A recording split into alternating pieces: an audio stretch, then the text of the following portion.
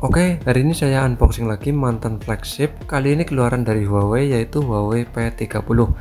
Ini unitnya saya sudah keletek pelindung layarnya dan sudah bersih layarnya. Untuk unitnya menurut aku kurang mulus, dan untuk backcase-nya itu rada renggang atau terbuka. Dan di bagian atas juga ada dent ya, ini mungkin bekas jatuh dan backcase-nya sudah diganti, makanya backcase-nya itu renggang. Oke, di bagian sini ada tombol volume dan ada tombol power, dan sudah terlihat kusam karena mungkin faktor umur ya. Di bagian bawah sini ada speaker, ada garis antena, ada lubang Type-C pengecasan, ada garis antena mikrofon, dan ada lubang jack audio. Di bagian sini ada slot SIM. HP ini juga sudah mendukung dual slot SIM. Ya, meski yang satu itu bisa buat nano micro SD, kalian tinggal pilih saja mau dual SIM atau satu SIM dan satu lagi nano micro SD. Jadi kalian tinggal pilih saja mau pakai satu SIM atau dual SIM. Di bagian sini ada garis antena, ada mikrofon, dan ada garis antena lagi. Oke, kita lanjut ke bagian belakang. Di bagian sini ada tulisan Leica karena Huawei P30 masih kerjasama dengan Leica. Terus ada LED flash dan ada sensor juga.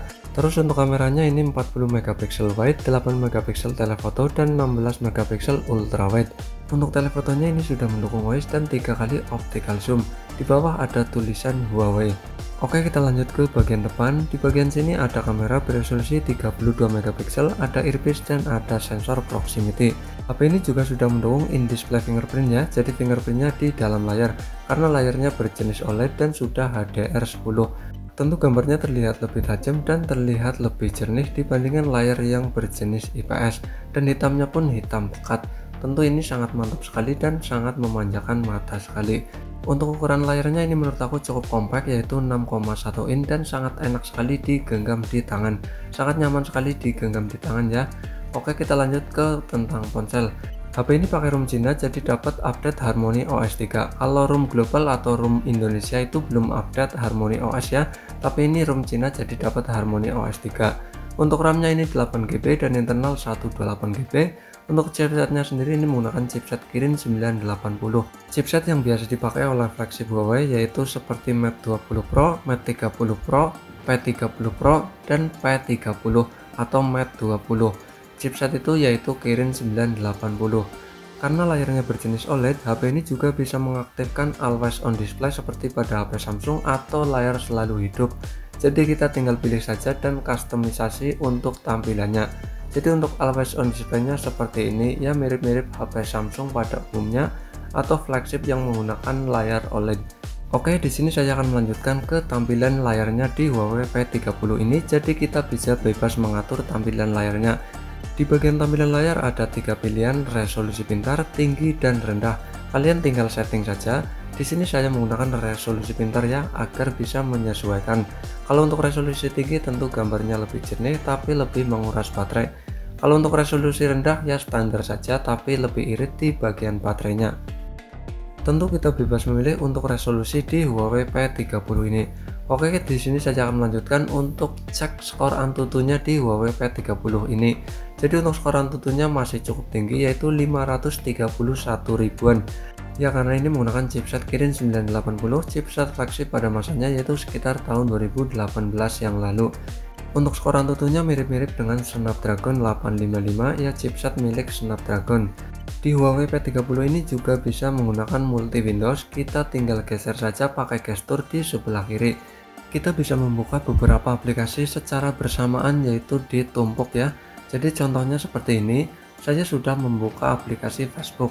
Di sini saya akan membuka lagi aplikasi Messenger dan akan meminimasinya. Jadi tampilannya seperti ini.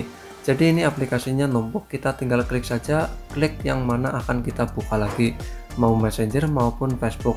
Jadi ini bisa memudahkan kita apabila yang suka pindah-pindah aplikasi mendadak ya. Jadi apabila kita sedang membuka TikTok, tiba-tiba ingin membuka YouTube, tentu ini sangat mudah sekali. Di Harmony OS kita juga bisa mengcustom tampilan depannya. Di sini saya mencoba mengcustom untuk tampilan depannya seperti ini. Jadi kita tinggal tahan aplikasinya seperti ini dan kita tinggal mengcustomnya, mau ukurannya gede maupun ukurannya kecil. Untuk widgetnya juga kita bisa mengcustom ya.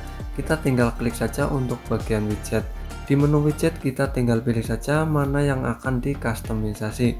Contohnya seperti ini, kita tinggal klik saja menu yang akan di custom untuk widgetnya. dan beberapa pilihannya seperti ini ya, mungkin pilihannya terbatas tapi adanya seperti itu. Jadi HP ini menurut aku masih cukup worth it digunakan di tahun ini ya. HP nya cukup nyaman karena layarnya dan ukurannya pun cukup kecil, yaitu 6,1 in. Jadi menurut aku masih worth it di tahun ini, baik dijadikan HP kedua maupun dijadikan HP utama. Oke, di sini saya akan melanjut untuk cek kameranya ya, yang beresolusi 40 megapiksel, 8 megapiksel dan 16 megapiksel. Untuk settingan kameranya ini sangat sederhana sekali ya, paling ada rasio di bagian layarnya, mau 4x3, 1x1 ataupun layar penuh, kita tinggal pilih saja. Untuk videonya kita tinggal pilih saja mau 4K, Full HD ataupun HD. Jadi kita tinggal setting saja sesuai keinginan kita. Dan untuk rasionya juga ada pilihan 16:9 dan 21:9. Buat teman-teman yang suka bikin video dengan rasio 21:9, tentu ini sangat membantu sekali ya bagi teman-teman yang suka bikin video seperti saya dengan rasio 21:9. Untuk hasil kameranya nanti saya akan sematkan di akhir video ya, jadi nanti kalian tinggal tonton saja videonya sampai habis. Untuk fotonya seperti ini, menurut aku sih masih cukup detail dan masih bisa dibilang detail. Kameranya juga masih bisa bersaing dengan HP-HP keluaran terbaru di harga 3-4 jutaan. Meski HP ini sudah dapat update Harmony OS 3, tapi HP ini masih bisa menggunakan Google Play Store ya. Untuk Play Store-nya sendiri ini masih bisa diinstal di Huawei P30 ini. Kalian tinggal download saja di Google Chrome dan cari Google Play Store, kalian install, tentu ini bisa berjalan normal di Huawei P30 ini. Untuk cara menginstalnya ini sangat mudah sekali ya, kalian tinggal install saja seperti menginstal aplikasi pada umumnya, yaitu berjenis APK.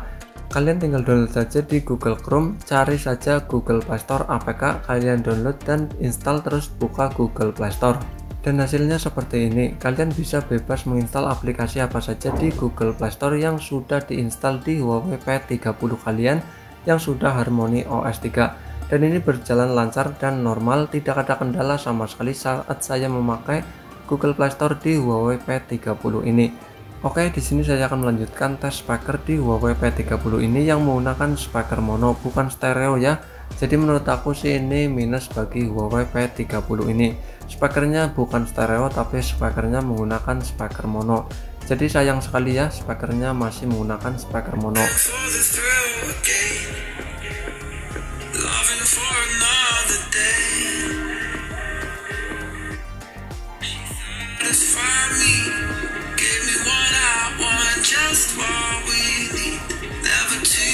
Untuk speakernya menurut aku sangat mengecewakan sekali, meski sudah dibantu dengan Dolby Atmos. Speakernya terasa kecil dan terasa mendem, apalagi di tempat keramaian itu sangat kecil sekali suaranya di Huawei P30 ini. Jadi kesimpulannya sih menurut aku HP ini masih worth it di tahun ini. Secara performa juga masih cukup ngebut atau masih dibilang ngebut. Buat sosial media juga masih sangat enak sekali, HP ini lancar, tidak ada kendala sama sekali. Buat sekedar membuka TikTok ataupun scroll-scroll Instagram, menurut aku HP ini cukup nyaman atau bisa dibilang nyaman karena ukurannya yang compact yaitu 6,1 in. Secara performa juga HP ini masih lumayan ngebut atau masih bisa dibilang ngebut di tahun ini. Jadi menurut aku sih masih sangat worth it sekali di tahun ini. Oke, jadi cukup sekian ya sedikit review Huawei P30. Terima kasih, mantul.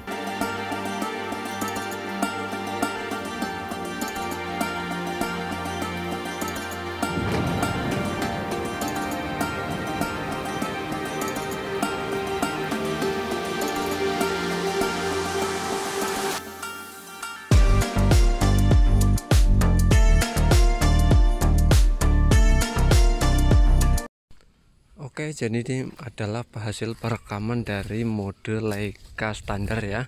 Jadi ini hasil perekamannya seperti ini. Dan ini adalah hasil perekaman dari Leica mode Leica hidup ya.